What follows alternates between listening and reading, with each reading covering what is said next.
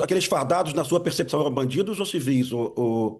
Débora, me perdoa, sem Não, ironia. Na sua percepção, não, aqueles claro. bandidos no chão. Não interessa muito a minha opinião pessoal, mas eu estou trazendo aqui. Eu gostaria de entender, primeiro, o senhor disse que a facção Comando Vermelho sai enfraquecida, mas, por outro lado, o poder público não ocupou esse espaço que era ocupado por uma facção criminosa. Qual que é a capacidade de reorganização do Comando Vermelho e como é que fica a hierarquia do complexo agora que houve essa operação?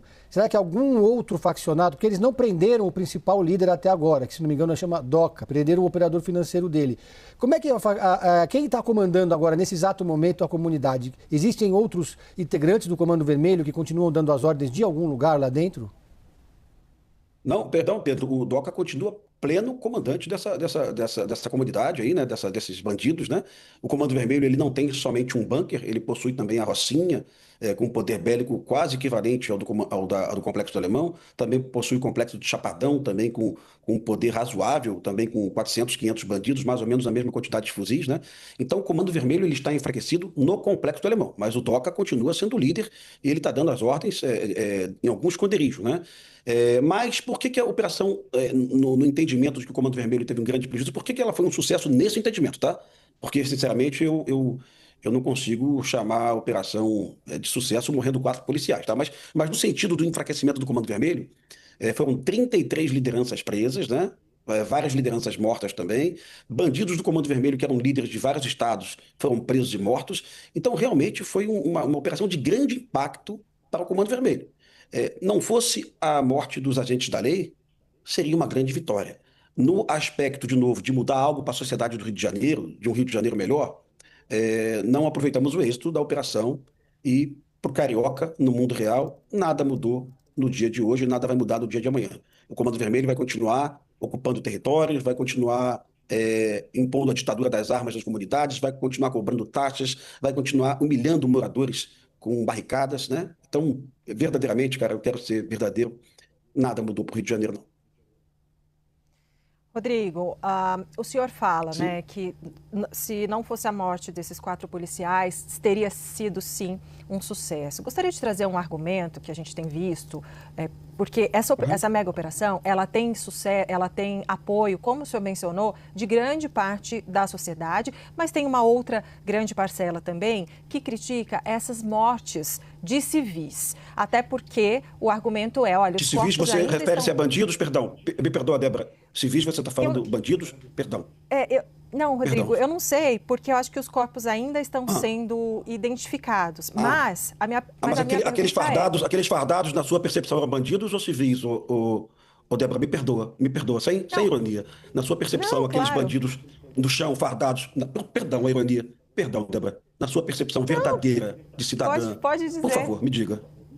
Por Não, favor, eram Rodrigo, bandidos ou civis, Débora? Hum? olha, primeiro, a Ah, entrevista não é comigo. Acho que a minha opinião tá, tudo pessoal bem, aqui... sem Só um problema, pouquinho, sem deixa eu problema, tá concluir. ok? Rodrigo, deixa eu só concluir aqui a minha pergunta, porque eu acho que é uma Perfeito, pergunta importante. perfeito. Porque é o seguinte, Sim. infelizmente, assim, acho que não interessa muito a minha opinião pessoal, mas eu estou trazendo aqui, até porque o senhor se surpreenderia, mas eu quero trazer aqui uma visão de argumentos que estão na sociedade, Rodrigo. Então, assim, o que eu trago é, olha, não Perfeito. são todos os corpos que foram identificados. A gente viu em imagens pessoas fardadas com fuzil, a gente viu pessoas, moradores, cortando as fardas das pessoas, né, eles falam, para facilitar a identificação, mas também com esse argumento de que, claro, se não fosse bandido, não estaria paramentado daquela maneira. Sim, ok.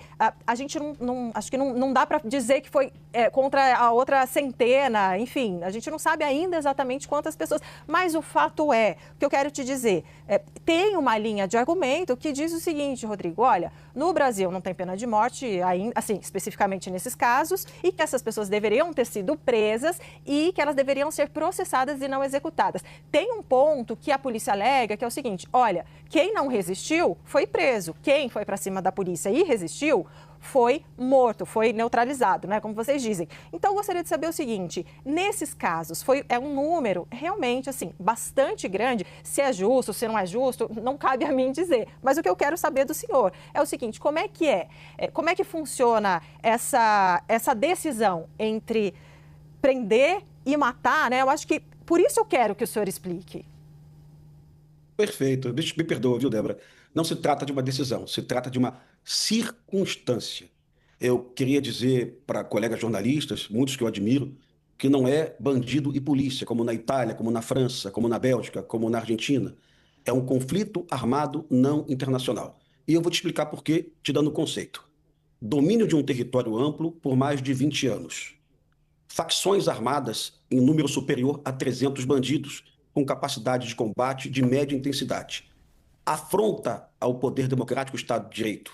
Ameaça ao morador. Então, tudo isso é uma classificação de conflito armado não internacional. O mundo, os jornalistas que pesquisam, chamam isso de guerra civil, ou então de uma guerra irregular.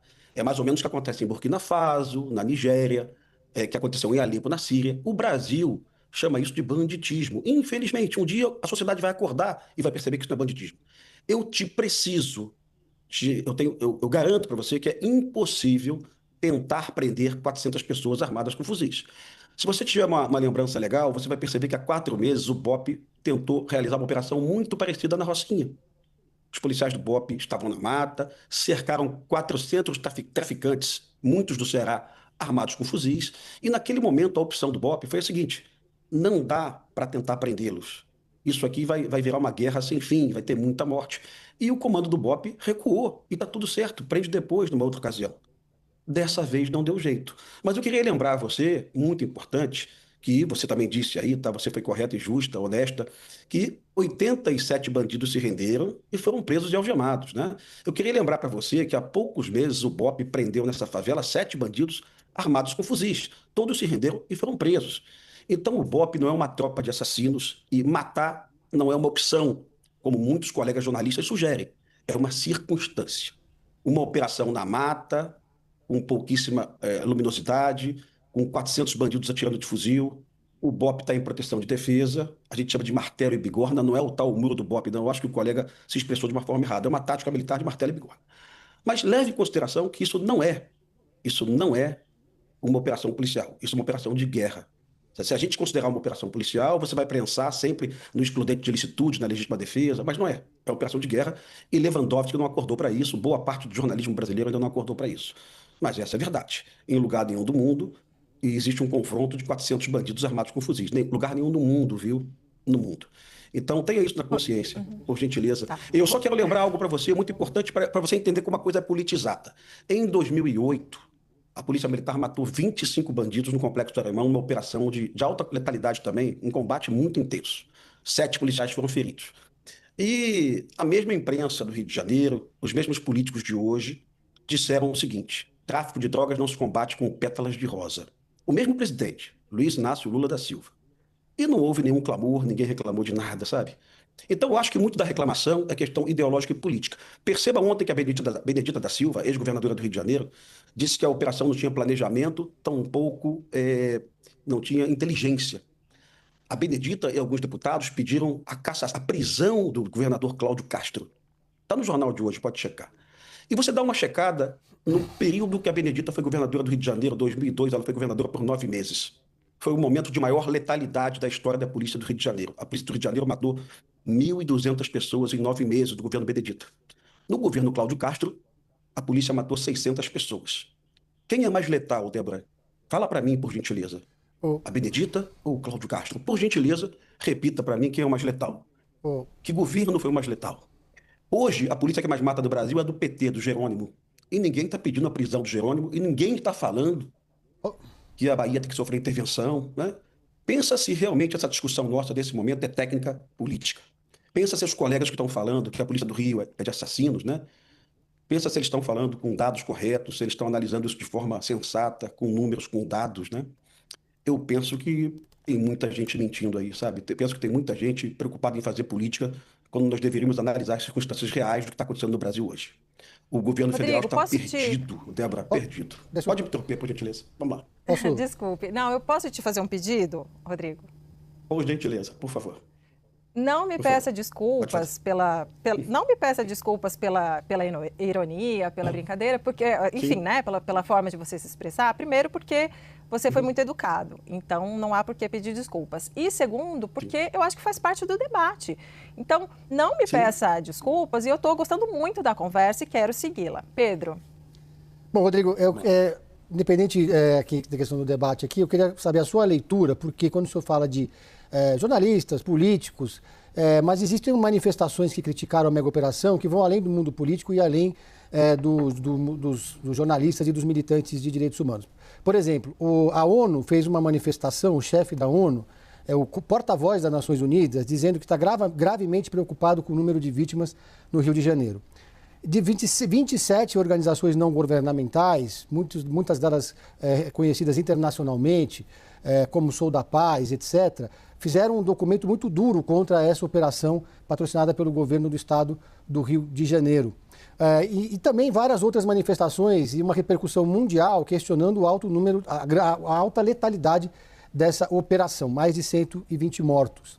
E aí eu pergunto como é que o senhor avalia essas manifestações internacionais que extrapolam o que o senhor disse que são questões ideológicas, porque não dá para dizer que o porta-voz da ONU tem um posicionamento ideológico. Dá para dizer com certeza que todos os 120 mortos nessa operação estavam atirando contra os policiais, que todos os 120 mortos eram da facção? Como identificá-los como sendo da facção?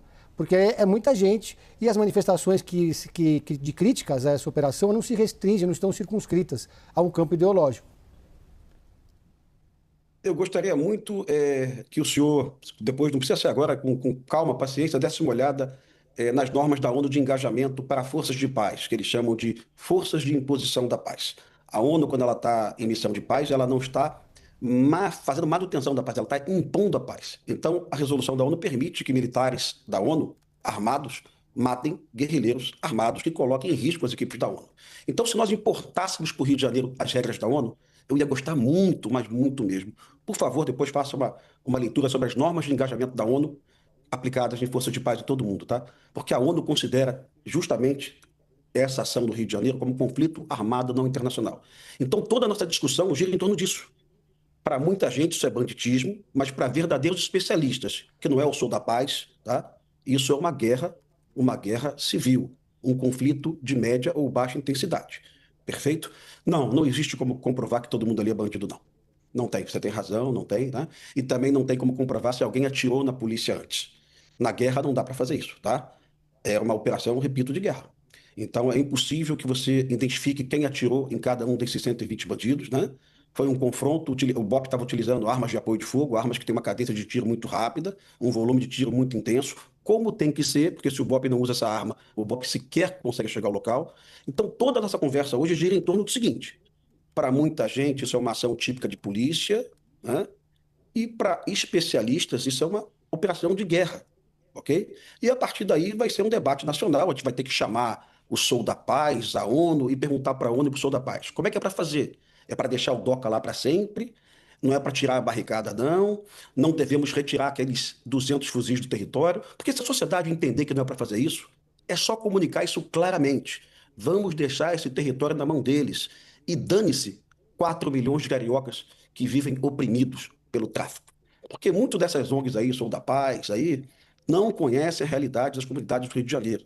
Você não imagina a quantidade de morador que está sendo solidário à operação. Você não consegue imaginar.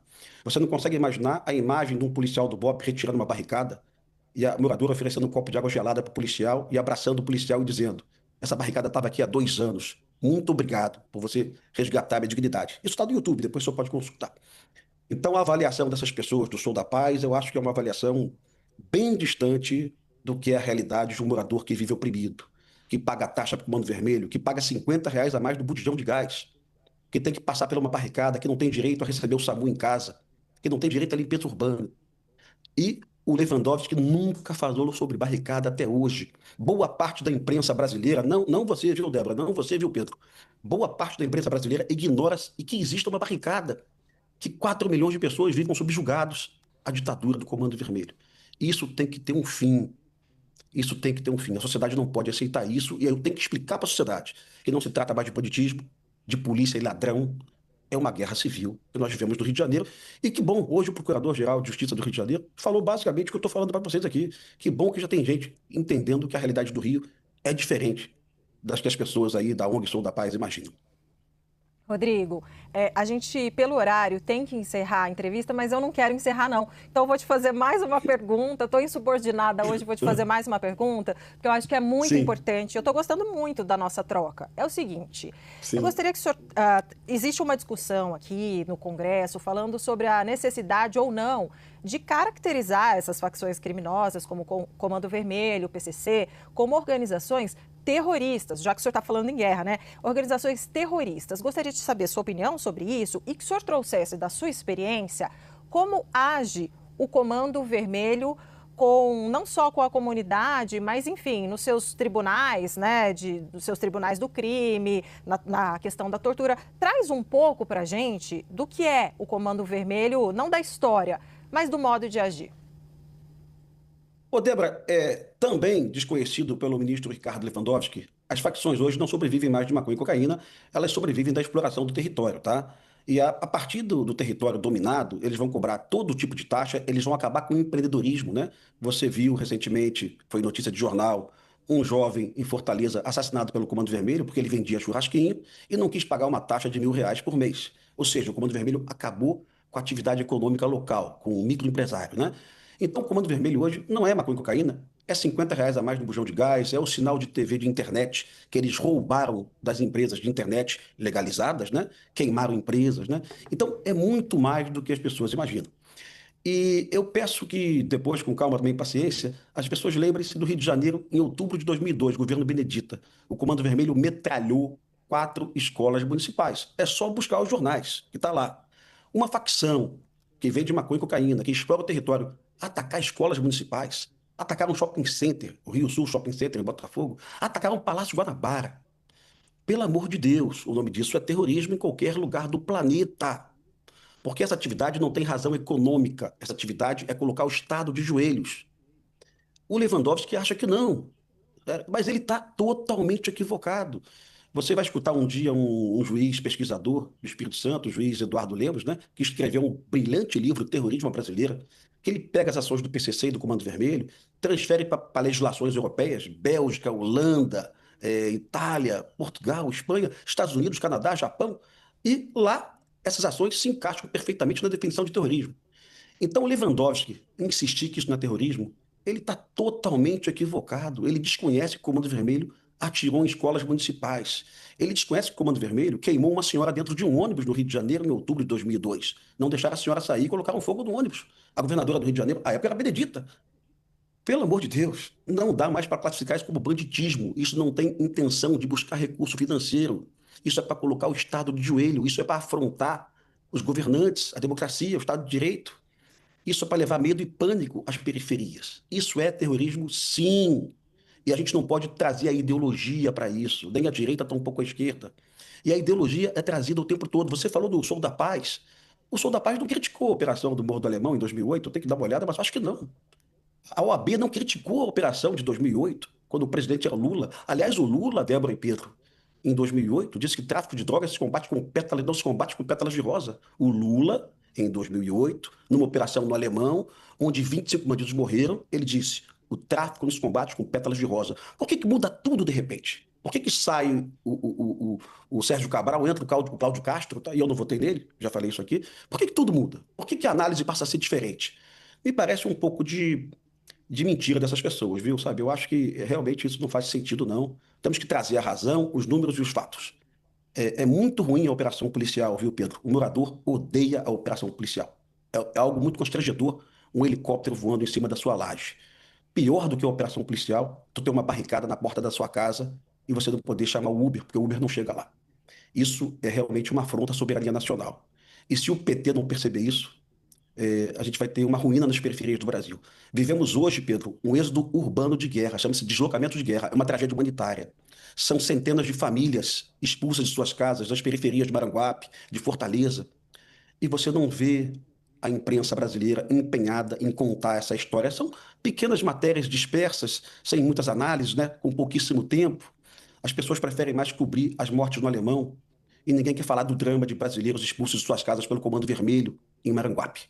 Êxodo de guerra, tragédia humanitária, ignorado pelo Instituto Sol da Paz, ignorado pela ONU, ignorado pela boa parte da imprensa. É uma vergonha. Nós conversamos com Rodrigo Pimentel, ex-capitão do BOPE, Batalhão de Operações Policiais Especiais da Polícia Militar do Rio de Janeiro, e eu já deixo um convite. Eu quero que o senhor volte. O senhor volta? Quantas vezes eu fui convidado? Muito obrigado, viu, Pedro, Débora também. E desculpa pela emoção, viu? Perdi um colega de 25 anos de polícia que eu conheço desde 1999. Aliás, não um pai de família, um avô. Um policial muito digno que não foi lá para matar ninguém. Ele foi lá para tentar prender um assassino chamado Doca. Nossos sentimentos. Muito obrigada pela entrevista e um bom trabalho para o senhor. Obrigado. Obrigada, Pedro Venceslau, também.